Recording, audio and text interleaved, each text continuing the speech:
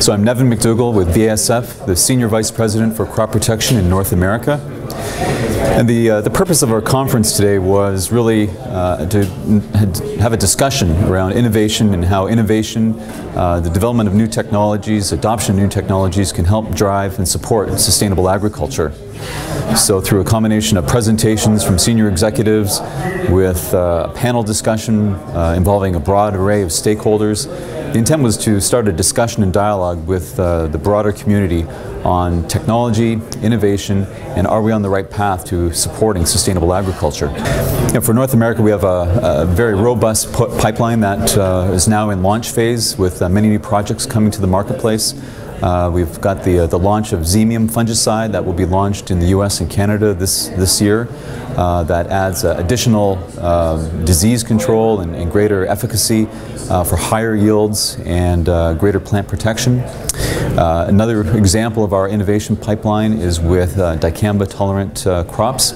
Specifically, dicamba-tolerant soybeans will be launched in the middle of this decade, which I think will be a very useful tool to address the issues around weed resistance that we're finding broadly across North America.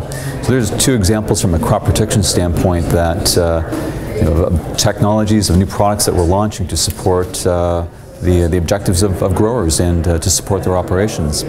In the area of plant biotechnology, we're very close to the launch of our first drought-tolerant corn hybrid in cooperation with Monsanto. Certainly water is a key issue now and in the future. So through our biotech efforts to bring drought tolerance into particular hybrids, I think this really has a nice fit to address the water needs that we find in various places across North America. And when you look at the big picture, we have a lot of challenges to address: growing population, the demands for food, fuel, feed, and I think it's really incumbent on us to look at broader partnerships and collaborations to really find the best ideas and to leverage different expertise and capabilities within the community of agriculture. So from our standpoint, partnerships are very critical to identify expertise, to leverage different competencies to make the most of new solutions and to address the challenges of the future. For us, key partnerships that we have with Monsanto or Cargill as an example, both typify the type of partnerships we're entering into to bring more value to the market and help to address the challenges we see ahead. I think there's a few challenges that we're facing, some very immediate challenges. A good example is the rapid spread of weed resistance through the US and Canada. That's clearly an immediate need that we need to address through an integrated approach using different strategies to address weed resistance.